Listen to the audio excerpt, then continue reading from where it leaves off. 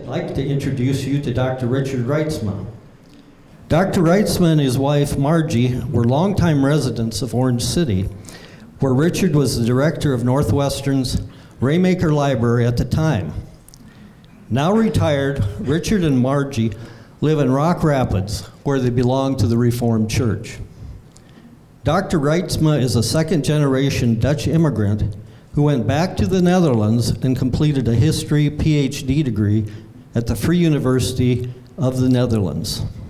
Among his other scholarly pursuits in 2025, Dr. Reitsma participated in the 24th Biennial Conference of the Association of the Advancement of Dutch American Studies. The conference's theme was Post-World War II Dutch Immigration to North America. As one of those immigrant children, Richard spoke about the ways the dark 5 years of living under German Nazi occupation was an important push factor behind the post-World War II Dutch immigration, and how the memories of those times were often repressed. Dr. Reitsma will reflect on his impressions of the conferences and what he took away from it. Now, please provide a warm welcome to Dr. Reitsma.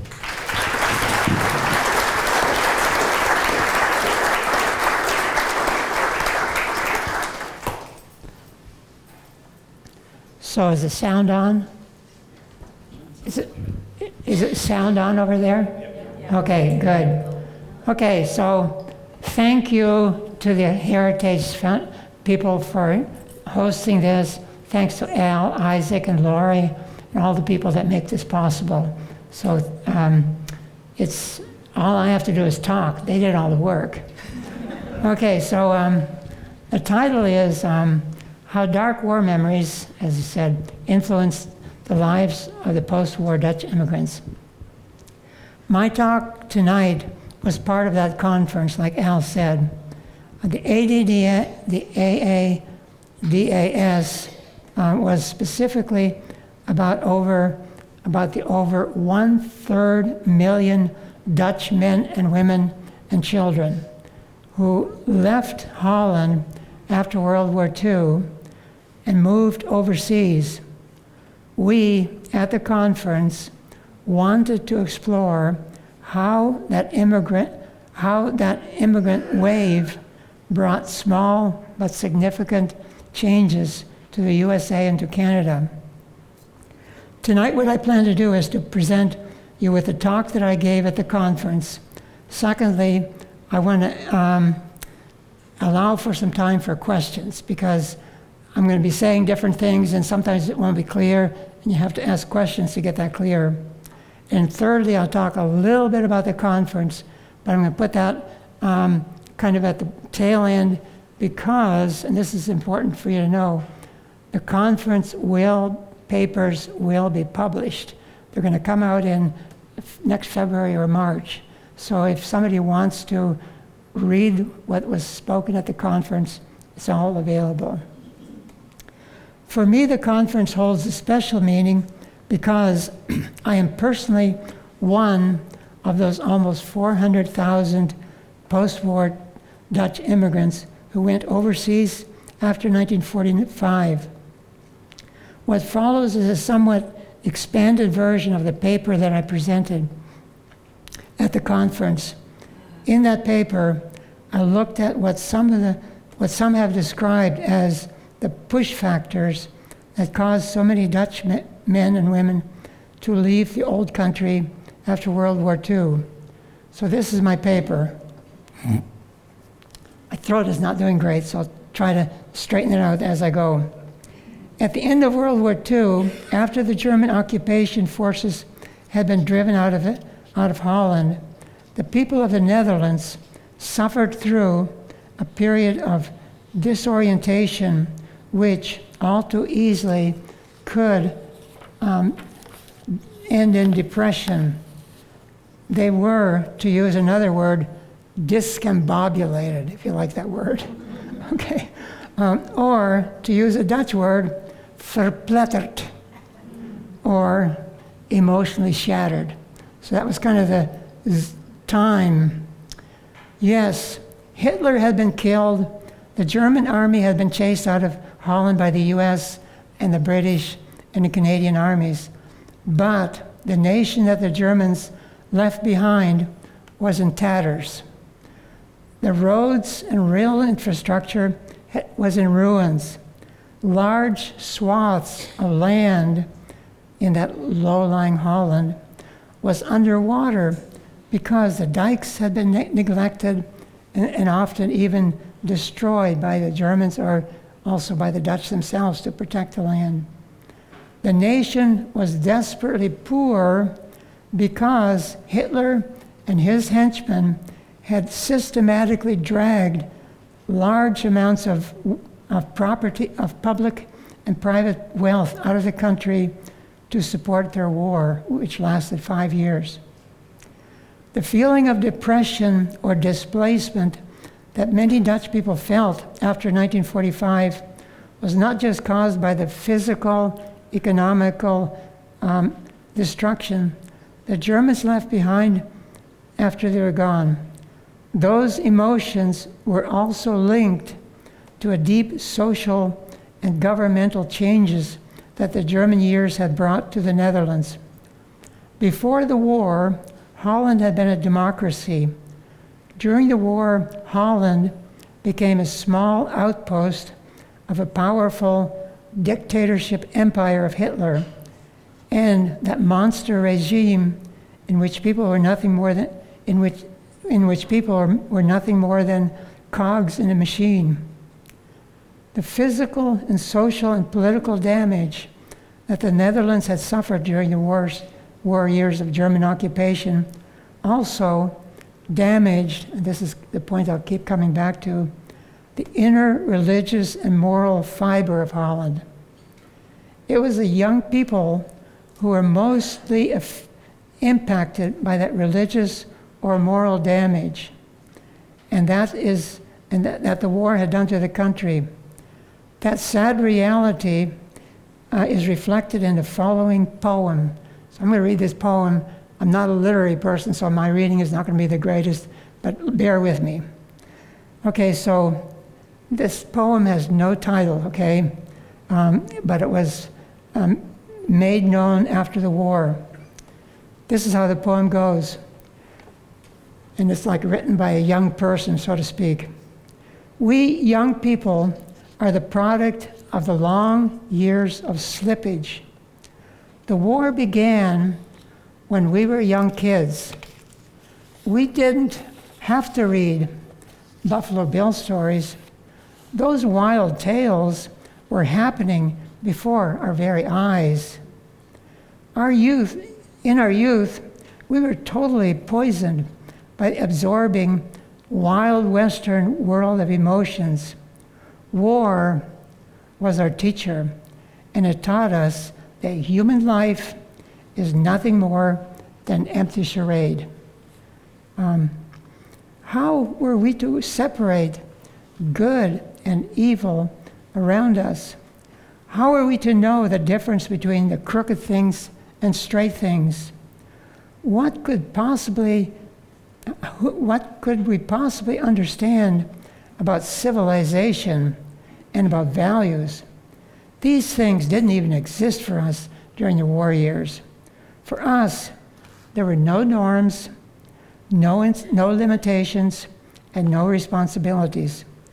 Perhaps people simply forgot to teach us about such things. We were educated in the hate-filled, and this is, I put it on the screen here. We were educated in the hate-filled school of hell. Do you want to convert us? Sorry, you're a little late. We are the boys of the open street, and we live in and out of our own show, even though we are sure that everyone knows that the future, that the hope of the future of the Netherlands depends on us.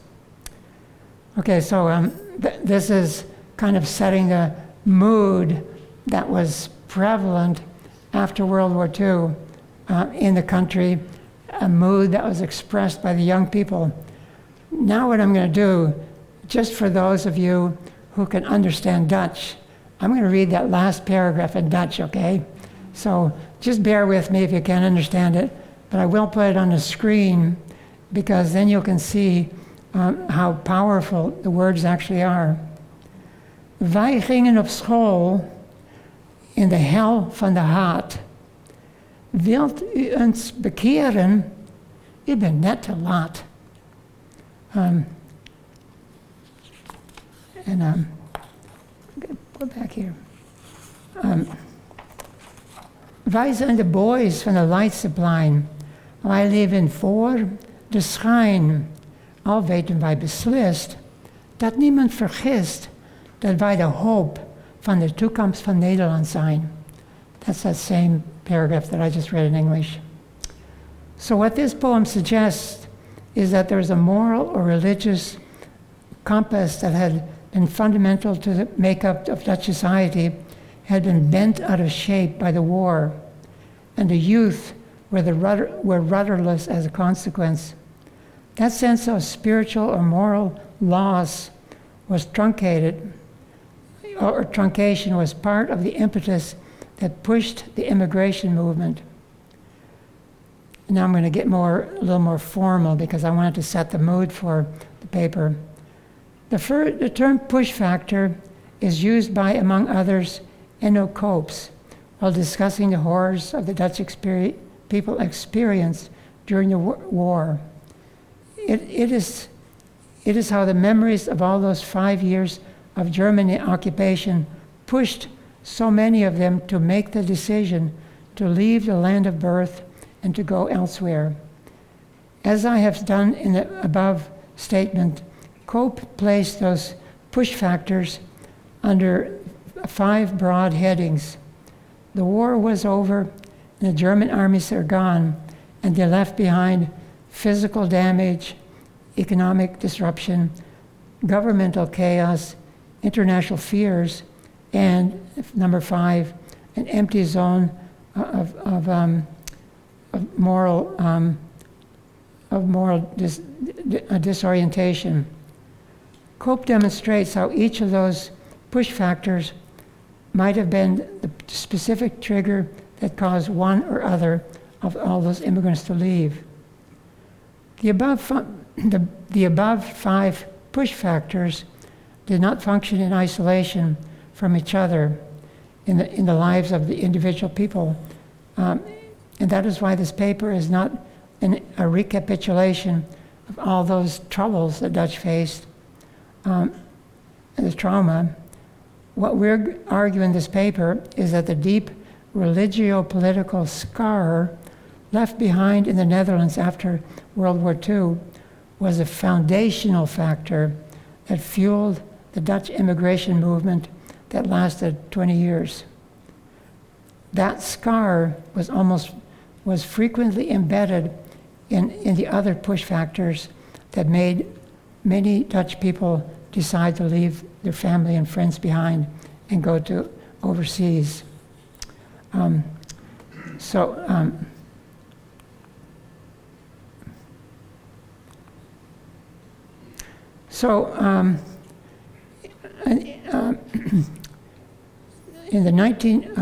there are 3 interconnecting developments in the Netherlands that occurred during the 1930s and during the war years, which are important to understand the trauma that was left behind in the post-Dutch immigration movement. Those developments can be summarized as follows. There was first development, Hitler inspired, the developments can be summarized as follows. There was, first of all, a Hitler-inspired Nazi movement that took root in the Netherlands in the 1930s. Secondly, that movement created parasitical links with traditional Dutch political parties and caused deep rifts to emerge in those parties as well as in the respective groups. Thirdly, during the war, those rifts created silent and deadly feuds within the Nazi and Dutch society. Okay, I'm going to go back a minute. So I'm going to go over each one of these developments a little bit more specifically. So the emergence of a Nazi movement in the Netherlands. The Dutch Nazi or NSB party was founded in 1933. That party had the word movement in its, or beweging in its title because the founding party members believed that their organization would be a leading edge of a religio-political movement that would create a different Netherlands. The Dutch Nazi Party and its hierarchical structure, its dictators-like leaders, its youth organizations, its uniforms, and its marches and its music was largely a carbon copy of other parties like that in the rest of Europe, and of course also in Germany. So why is that important for understanding what happened during the war? The second thing is, to understand Dutch history, you have to understand that in the 1930s, Dutch society was extremely polarized, okay? And I'm going to explain what that means in a little more detail, even though some of you know about that. There was one way that the Dutch Nazi Party differed slightly from the other European Nazi parties. The NSB party worked extra hard to draw members from the Dutch religio-political parties, such as the ARP, to embrace. To understand why that was such an important priority for the Dutch Nazi Party, we need to review key aspects of Dutch society in the 1930s. The Netherlands had, during the first third of the century, become a society that was compartmentalized in a kind of a unique way. It had, in the lingo of the day, become a pillarized society. It's that's the word that they use, in which many social-religious subgroups had their own layers of interlocking social organization.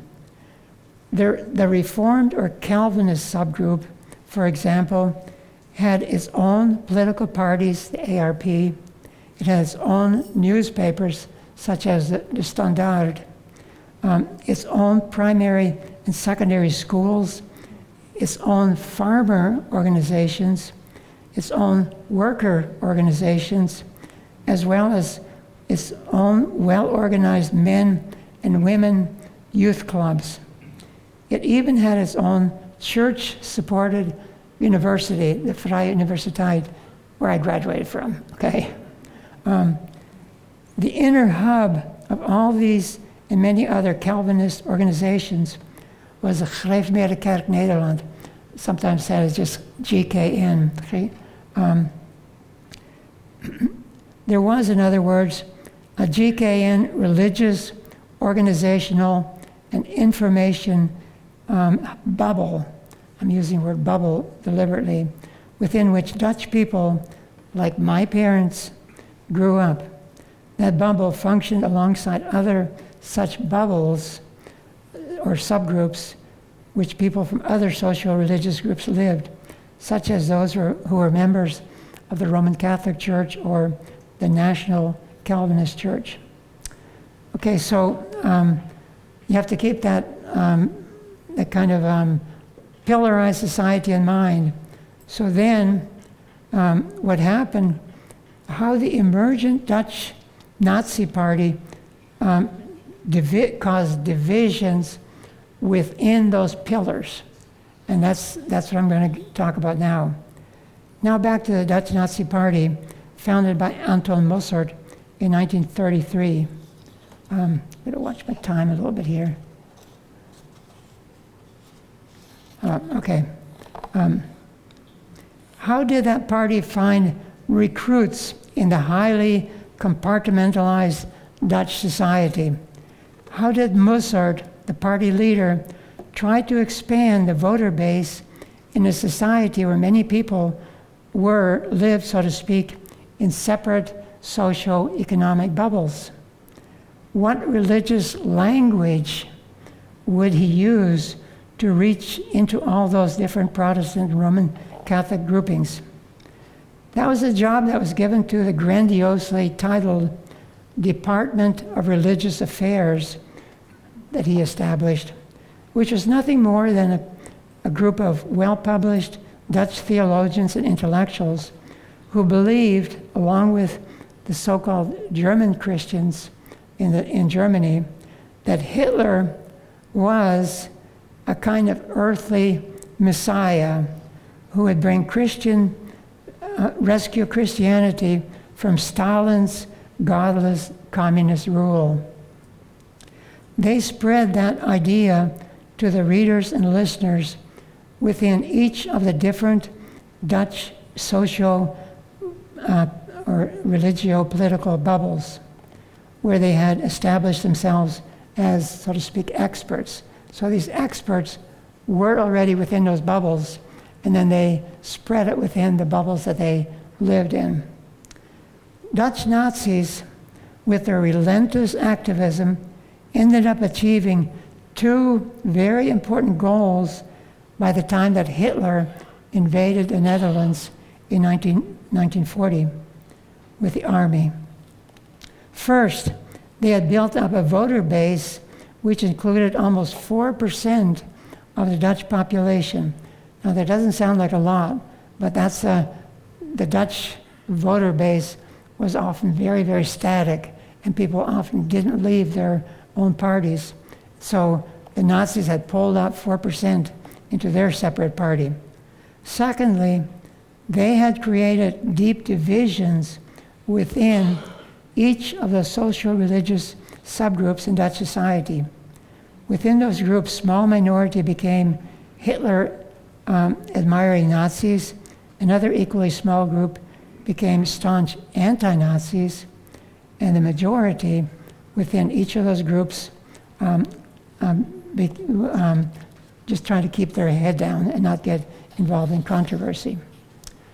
So that's the period before the war. After Hitler and his lawless Nazi terrorists were the rulers of the Netherlands, they used the Dutch Nazis as tools with which to control the individual subgroups within Dutch society. They used Nazis as censors who saw to it that the Dutch newspapers published Hitler-friendly news. In Protestant churches, these Dutch Nazis, they were known as sermon tigers, continued to go to church, but they would report on what the pastor had said and whether the pastor was Deutschfriedlich, whether he was appropriately praising Hitler or whatever. So these Dutch Nazis also got the government jobs. They also a number of them also went and fought in the German armies. Many of those Dutch Nazis who collaborated with the Germans during the war came from the same churches and communities that the anti-Nazis had come from. And the anti-Nazis also had their own organization, the underground movement that you've probably heard about. The traumas that the anti-Nazis experienced after the war often involved coping with the deep pains that they had suffered because of the actions of former friends or church members or family members who had quietly or openly become active Nazis. Okay, so that's kind of the background. Because now what I'm going to do is keep my... So what I'm going to do now is I have 5 family stories that I'm going to go over, and those 5 stories represent the different kinds of discomfort or pain or discomfort that people experienced. One story is a Jewish man. Two stories are people who are, I'll just kind of, the 5 stories include a review of the life of a Jewish Holocaust or Shoah survivor, a Dutch Reformed pastor, the rescuer of Jews, a fugitive Dutch Nazi, and finally, a Dutch Reformed theologian who became a lover of racist apartheid in South Africa. The one red line that runs through those 5 stories is that those people experienced moral and or religious trauma or dislocation that convinced them for different reasons to search for a new home. Okay, so the first story is Joseph Gosler. He's a Dutch-Jewish Holocaust survivor. Joseph Gosler started his book, Searching for Home, The Impact of World War II on a Hidden Child, with the following brief and chilling sentence about the month of May. The parade of the Nazi boots is gone. The war is ended. The trucks and tanks are gone, and the people rush into the street to celebrate and forget that they are standing on the souls of the dead, all the people that died during the war, including the 100,000 Jews. Mr. Joseph Gosler was born in 1942 and is the son of two Dutch Jewish Holocaust survivors. His Jewish parents placed him in the home of non-Jewish Dutch family for the first 3 years of his life. During that time, his biological parents were often only a few steps away from Hitler's evil Jew hunters. When the war was over, Joseph Gosler, this is a picture of him. When the war was over, in Joseph Gosler's words, this is a quote from the book, the Jews who returned home from Germany prison camps, like his dad, or resurfaced from hiding, like his mom, were psychologically gutted and physically damaged, sometimes beyond recognition. That's a quote from his book. The troubles for the young Joseph took a serious turn when he was reunited with his birth family in 1945. His mother was, and this is a quote from his book, overwhelmed with sadness and rage.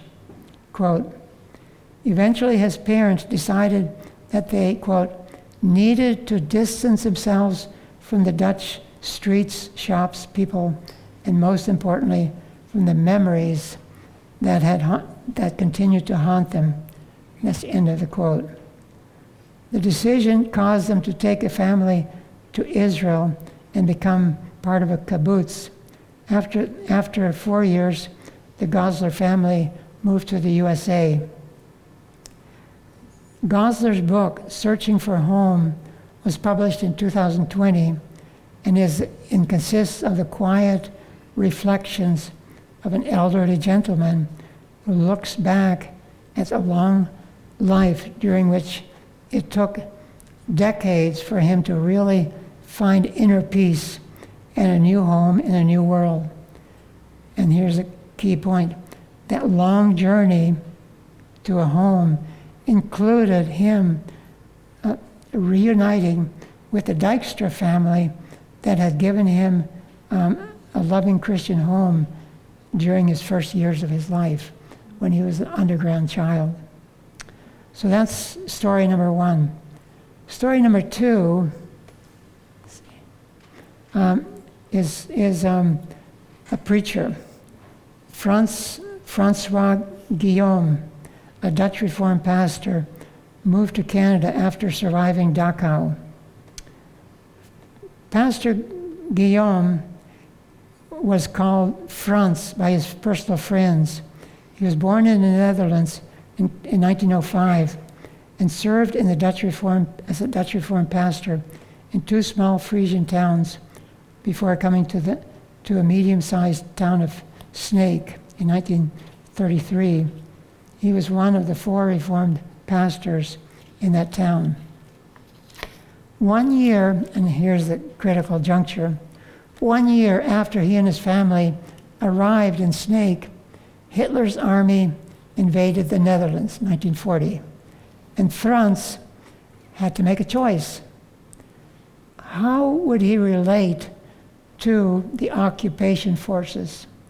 From the very beginning of the war, Sneek had been a home of a small but effective anti-Dutch Nazi movement, so they were against the Nazis, underground movement. And that movement had close ties to the local Reformed church community.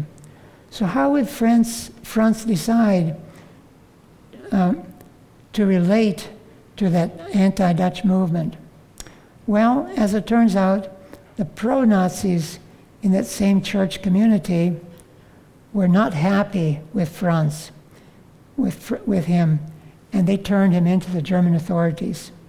Frans ended up spending 3 years of World War II in a German prison camp, including Dachau, where overwork nearly killed him. After the war, he returned to his work in the Reformed Church. This is a picture of, it's the best picture I could find of him. Why did this scholarly and deeply spiritual leader make the big decision to emigrate in mid-career? He was in his late 40s, early 50s. It is my guess, and here's a big important point, it is my guess that the one push factor was his growing unease with the religio-political movement known by the Dutch name doorbraak, or breakthrough.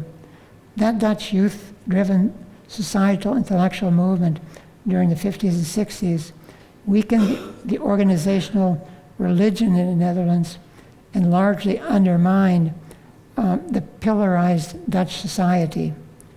Okay, so that's person number 2. Person number 3, Diet Iman, a fearless, is that a question? A fearless Jew rescuer with deep ties, with deep war scars. Diet Iman was a member of a small group of Dutch underground workers who helped rescue some Jews in the Netherlands from the jaws of Hitler's death machine. In the 1994 book that she wrote in tandem with James Schaap, it has the title of Things We Couldn't Say. The back jacket of the book bravely announces that the book is a true story of love stronger than persecution. This is, in fact, a true story of love in the sense that Iman, with a spirit of pure Christian love, poured almost five years of her life into the work of saving the lives of Jews. From a slightly different perspective, the book is a kind of a lament, a story of longing and love that did not really happen. When the war was over in 1945, Diet had to cope with the dark reality that she had survived the war, but that her fiancé was dead, and that fellow Jewish rescuers were also died, including 2 other family members. Diet ends her book as follows, quote, I left the Netherlands in 1949, bound for Venezuela for emotional survival. I felt I had to get away from all the Dutch-linked war memories. Okay, so that's 3 people. This is a picture of It's a picture of DAHM.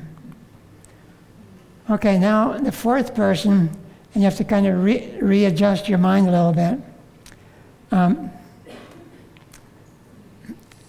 Jacob Lutjens, a Dutch man known as a terrorist of the town of Rowan. Jacob Lutjens, like the aforementioned people, was also a Dutch immigrant. But the war troubles from which he tried to escape by leaving the Netherlands were not like the horrors experienced by Joe, Frans, or Edith. Like thousands of other Dutch Hitler helpers who had been imprisoned immediately after the end of the war, Jacob was a Dutch Nazi. He had received a sentence of life imprisonment for serious war crimes that he had committed near the Dutch town of Roden. And that's why he was known as a terrorist of Roden by his countrymen. He only served a very small part of his sentence because he was able to escape from the Dutch prison, leave the country, and make his way first to Paraguay, South America, and later to Vancouver, Canada. It was in Canada, when he was already in his 60s, that the ghosts of the past caught up with him, and he was eventually extradited to the Netherlands and sentenced for his war crimes. And here's the clincher on the story of this Jacob. Yet, even at the very end of his life, at the age of 102, can you imagine? Jacob Lutjens was still unable to see what he had done wrong during World War II. Can you imagine that? 102, when he had supported Hitler and his minions. Okay, so to understand why Lutjens could not see the crimes that he had committed during the World War II, we must for a moment step back and review two of the, and here I'm going to get a little bit into theology, and if there are any theologians here, you'll probably throw mud at me because I'm putting things a little bit in historical terms and not so much in theological terms. Okay, so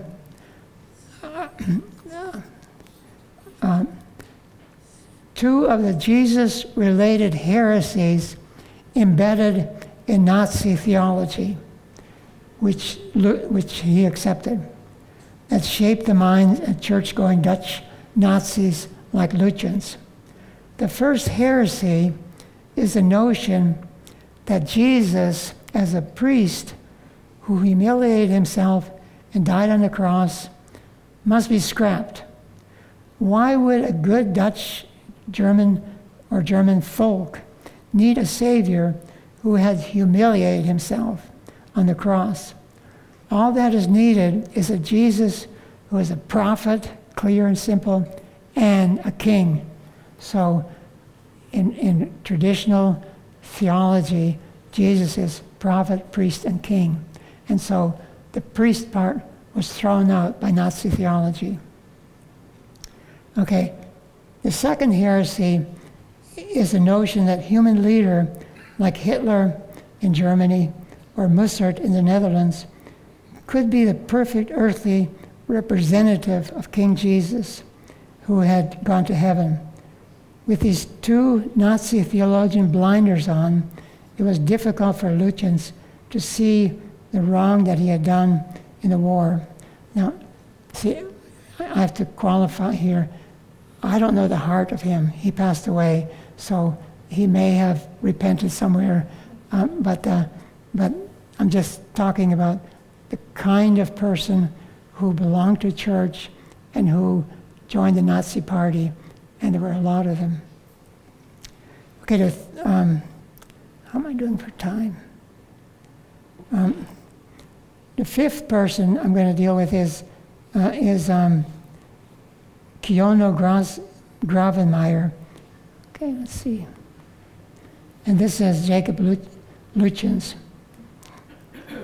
Kjolno Gravenmeier was a helper of Dutch immigrants to South Africa.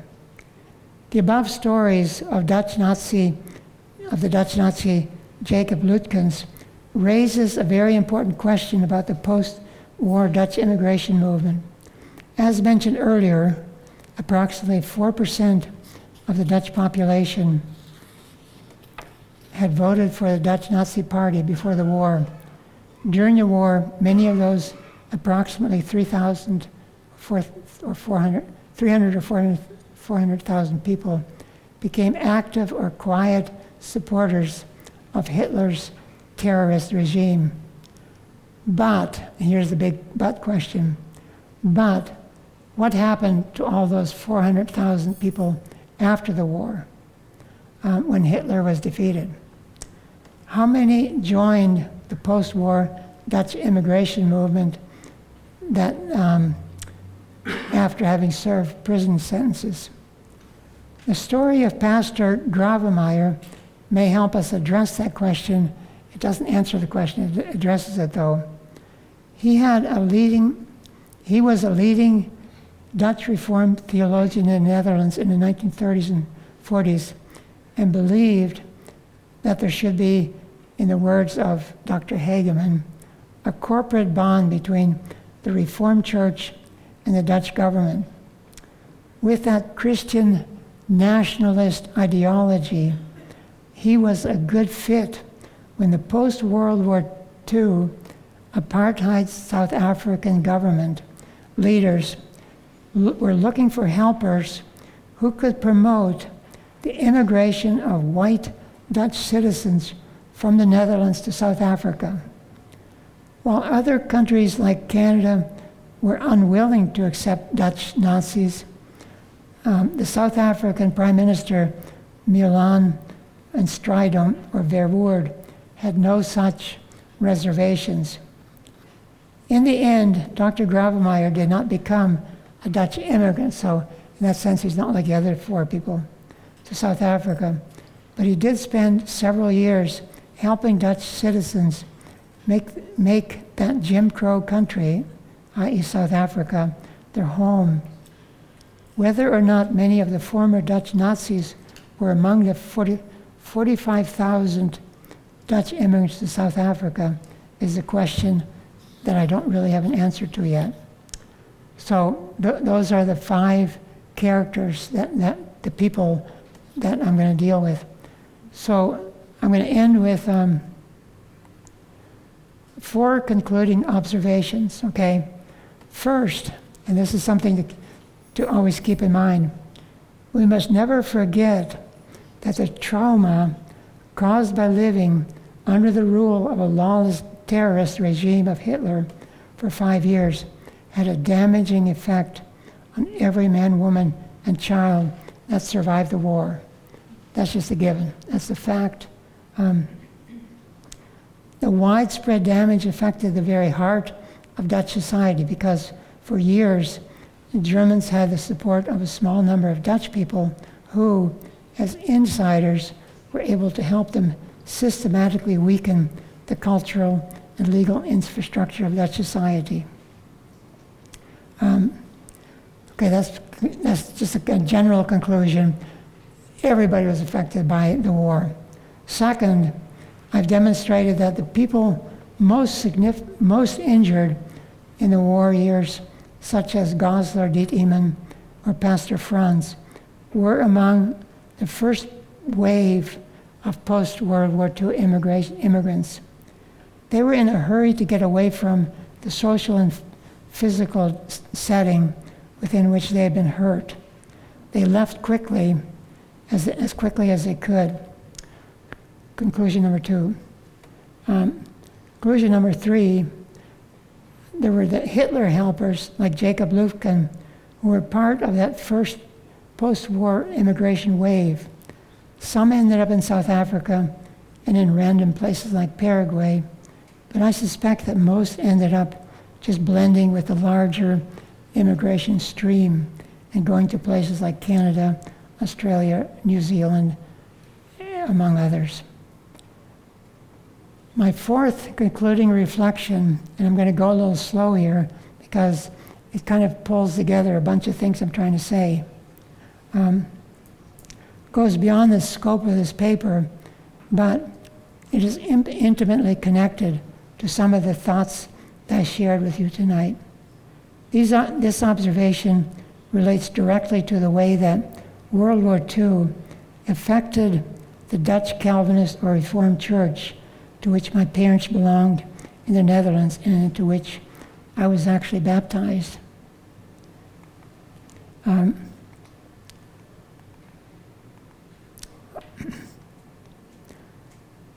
The war was, and here I'm going to use a term that most of you are familiar with, the war was in many ways a stress test for the church. And you all know what a stress test is. You're sitting on the machine and you have to, your heartbeat has to be tested to make sure it can handle a physical exercise. So the war was a stress test, a stress test for the Christian church. The fact is most evident in the way that organized religion did too little to stop the murder of over 100,000 Dutch Jews. And here's a picture of the church did too little to help all these young men, women, and children be hauled off to the death camps. So in that sense, the stress test, there was an element of big failure. In the post-World War Dutch immigration movement, that immigrant movement that both passed the test and failed the test. The stories of Jacob Gosler and Pastor Franz and Diet Eman reflect stories of quiet faith in times of severe persecution. The stories of Jacob Lutkens and Professor Gravemeyer point to a failure that happened in the Dutch Reformed denomination during the era that lasted from 1930 to 1945. Many leaders, including within the Dutch denomination, did not push hard enough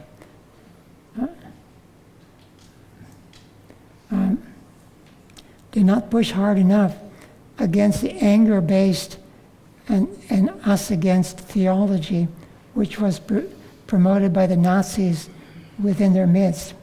After the war, that anger did not go away. That anger, as well as a kind of grace reflected in the lives of Jacob and Diet, formed the central plot. And here that comes to my little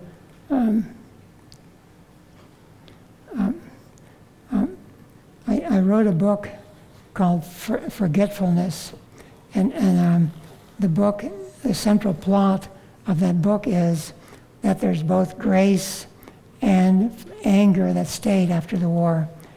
The story is based on the town I grew up in, so it's kind of like it's a fictional story, but it's very much based on the research I did on Friesland and on the town of Oosterwierum that I was born in, that my parents lived in for many years. So that's the end of my talk. I wanted to thank you for coming to my talk, and also just want to leave you with my contact information if after the talk you have some more questions. So I'm going to open it up for questions at this point.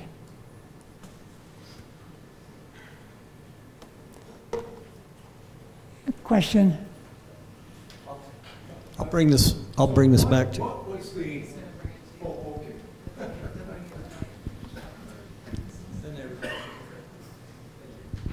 okay. What was the economy like in the late 30s, before the war, in the Netherlands? I'm curious because my mother took her grandmother for her last visit to the home country in 1937, when my mother was 18 years old, and she reported poverty in her personal dealings. Okay, so Holland had been quite a prosperous country in the 1920s. One of the things that happened in the 1930s is that the political party very, very much clung to the gold standard. And Holland is very much dependent on trade, and that did a lot of damage to the Dutch economy. And so by the mid-30s, of course, the Depression hit Holland like anybody else. Holland had lost a lot of its trade. So your picture is exactly correct. It was a lot of poverty, a lot of work, a lot of people living on very minimal dole. Good.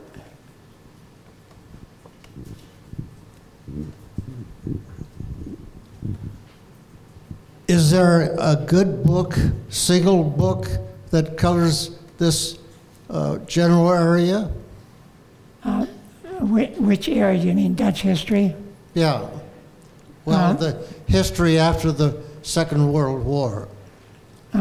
James Kennedy has a book, and I can't think of the name right now because. Oh, okay. But he has. You might have mentioned this, but from 1944 to 45, it has said in the winter of death, 50,000 Dutch died of starvation. Yep. And mostly because all the food from Holland was shipped to the German armies, so that the Dutch were systematically starved to death.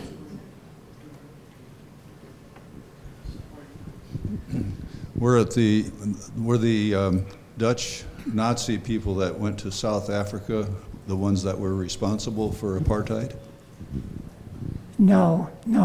Apartheid came into power in 1945, and so there had been the Dutch, or the National Party, had a long history from the very beginning of in South African history after South Africa became an independent country.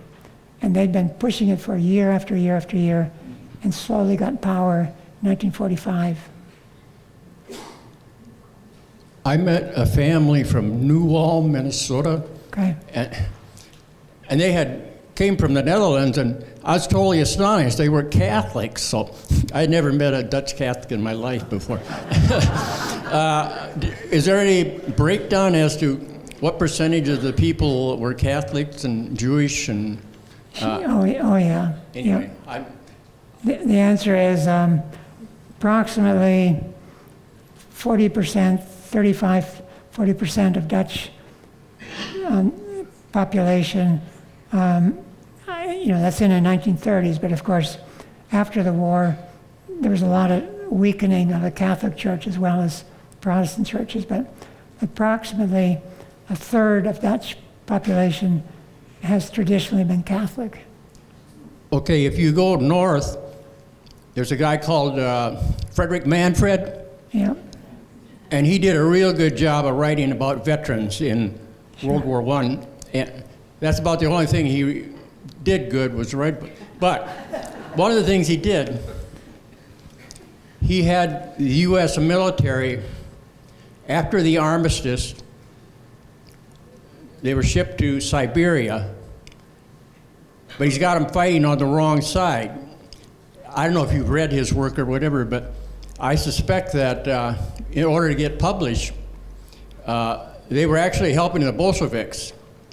But in his novel, because everyone else says that the military that went to Siberia and Russia after the armistice helped. Okay, we have the Soviet Union. A lot of people say that America wasn't really concerned with fighting the National Socialist Hitler. They were trying to help the communists, okay?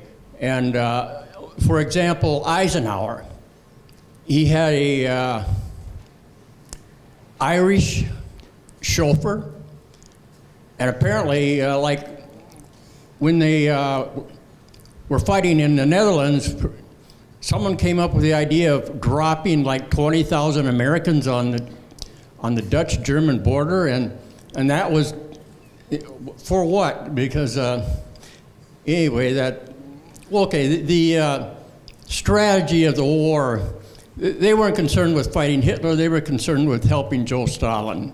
Have you ever ran into that before? Thank you. Anybody else? Yeah. Where was the highest concentration? They're going to bring you a microphone.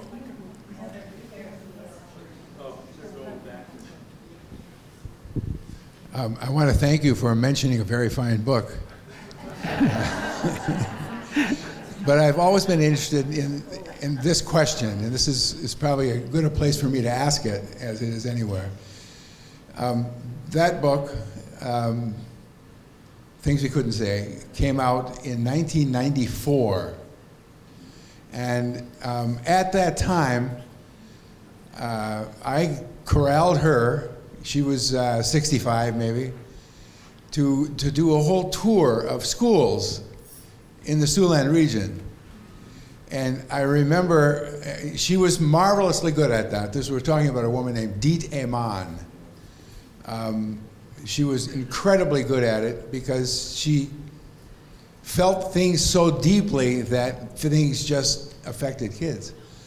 I remember going to MOC, the junior high in Floyd Valley, and thinking, she's gonna have here all the kids from the junior high, all of them in the gymnasium there in Alton. And she did, and I brought her in, and I thought, okay, I hope this goes okay, and they don't kill her. And they were mesmerized. It was a very, very good experience. She only wanted to talk to young people at the end of her life. If I tried to set her up with some people, she only wanted to talk to young people. Because young people don't remember, and they have to remember, they have to know. So I thought I would just ask to this crowd, were any of you in junior high in 1993 or 1994 or see, I have this dream that if I just turn the channel, that everybody will show up and say, "Oh, we remember." Oh, wow. But I guess I'll have to try in another audience sometime. Okay, I want to respond to that a little bit. Thank you so much, Jim, for bringing it up, because that book is still very, very much worth reading. It's a very gentle book. It's easy to read. You just just pace through it. It's a very spiritually enriching book, quite frankly. So anybody who wants to read that book that Jim did with DAHM, my kudos to that. Are there any other questions at this time? Okay. Oh, there's a question here. Get this one first.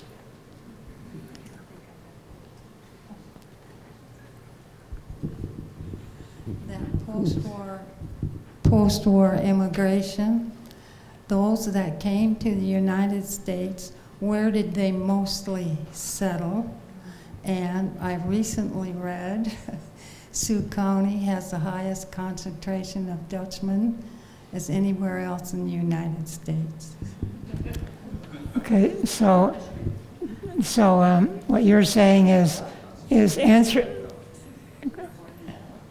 So what you're saying is in a sense answering your own question, because the Dutch people that emigrated pretty much went to the places where they had contacts. And one of the reasons is that you needed to have a sponsor. So the only people that pretty much had sponsors were people who had Dutch connections. And so they went to Washington, they went to various towns, including, and this may surprise you, in British Columbia, if you go way, way up north, there's a little town of Smithers. Okay, so there were a few people Dutch people there. Now there's like a clump of Dutch people in Smithers, cold as can be, but they live there. And there's a Dutch store where you can buy Dutch candies and things. So your answer is, the answer is where the people, Dutch people were, that's where the immigrants went.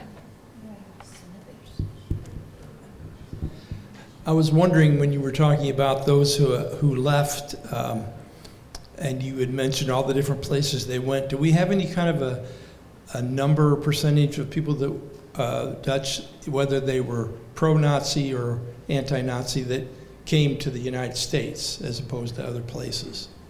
Okay, so I'm going to answer your question with a question. Let's say you were pro-Nazi during the war. Would you mention that to anybody? No. You would be like, I did this and this and this. And so I, of course, like because I've studied the period, I can kind of, sometimes looking at family history, kind of smell certain things. Like, I'll just give you one example. It's nothing personal, but this person became like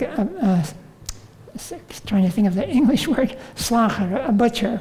Okay, he had worked in a Jewish butcher factory, and that when the Germans confiscated properties, the Jewish owners had given that to this man, and then when the war was over, the Jewish person was dead, and the person just kind of kept running the butcher shop. That's my guess as to what happened in that story, which I don't know. I mean, I'm not mentioning anybody, but that did happen actually, and so.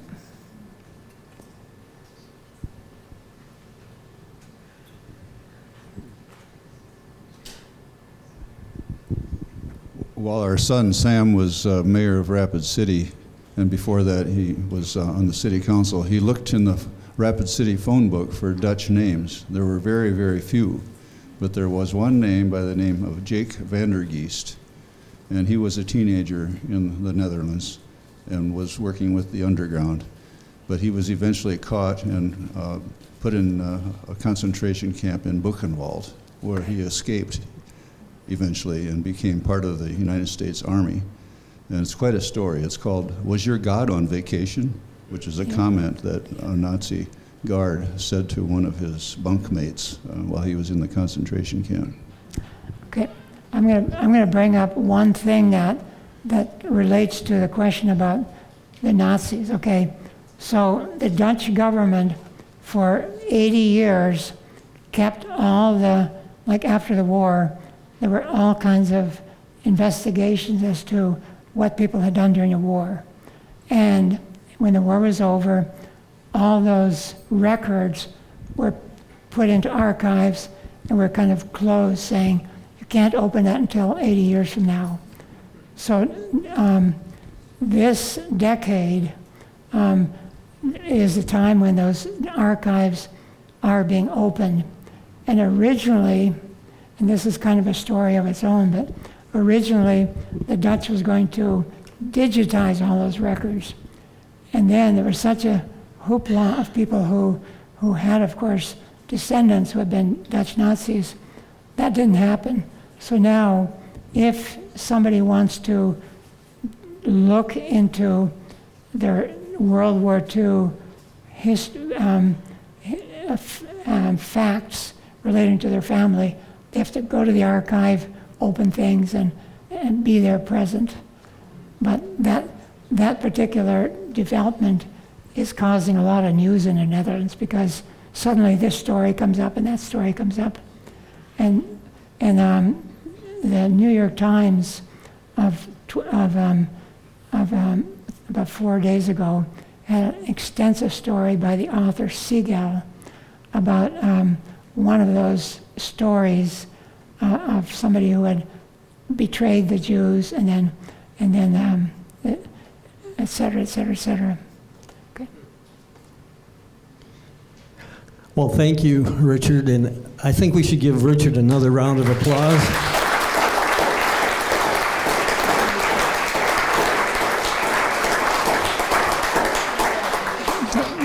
Can I say one more thing? Okay, sure. Okay, so I do have copies of the book that I wrote. So if anybody is interested, I have lots of copies. If you want to buy one, they're $15. So just my little PR here. Okay. Well, thank you. I've got a few announcements, and then I have somebody else that's going to speak for just a little bit. So I'd like to remind you that our next Nights of the Museum presentation will be held on September 29th at 6:30 p.m. When we will be meeting at the library, the Raymaker Library, and our speaker there will be FBI agent and former Orange City resident, Bruce Mao.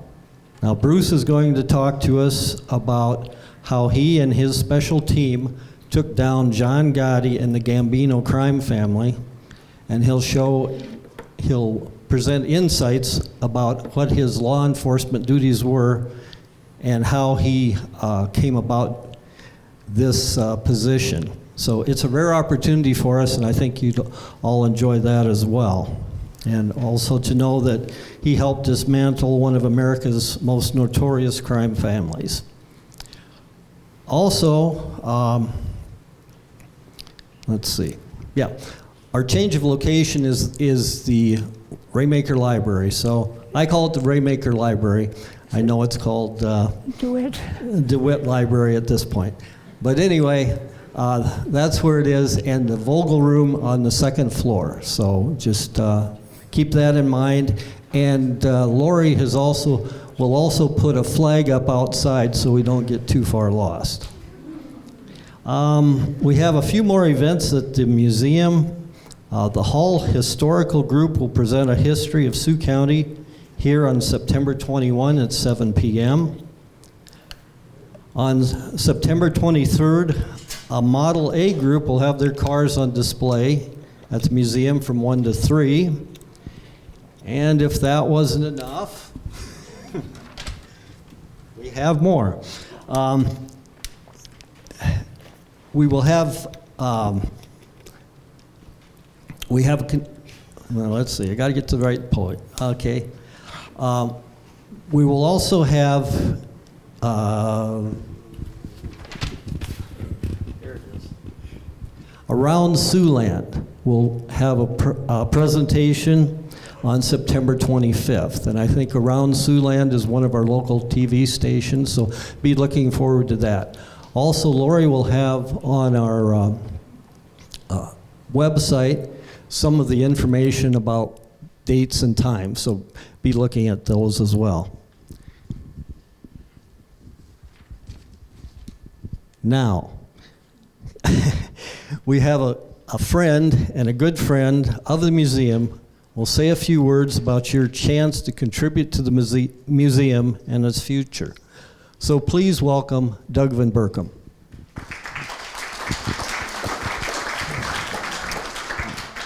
Linda and I moved back to Orange City in 1984, so we've been here pretty much 42 years, on and off. We spent a little time in Colorado in between.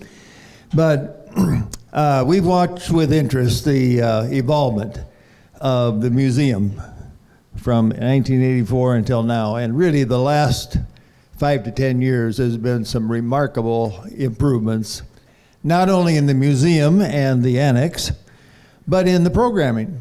When it comes to nights at the museum, the book club we have in the winter at the museum, and some of the crafts that are done, King's Day, all of that kind of stuff is pretty impressive. And, you know, Dutchmen know that there's no free lunch, even though there is ice cream tonight. It takes some money to keep this thing going, you know? I mean, it's air-conditioned comfort here today, is it not? And it takes a little money, and it takes some people to think about that. Many of us are in our twilight years. And when you start, Lori has some information on this, dealing with what you could do as a legacy gift for the museum, and you know, get some information from her and really consider that. But then also cash right now would be very helpful to keep the whole operation moving. So again, thank you to the board that's worked hard. Having Lori here, even part-time, is tremendous. And just the amount of information that's now in the newspaper, on the internet, is valuable. So, you know, our theme in Orange City is we are a vibrant community. Well, let's have a vibrant museum.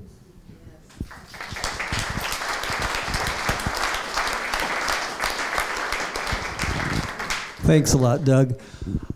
Now, I think if you're along with me, why don't we have some ice cream? So, thank you for coming. Good night.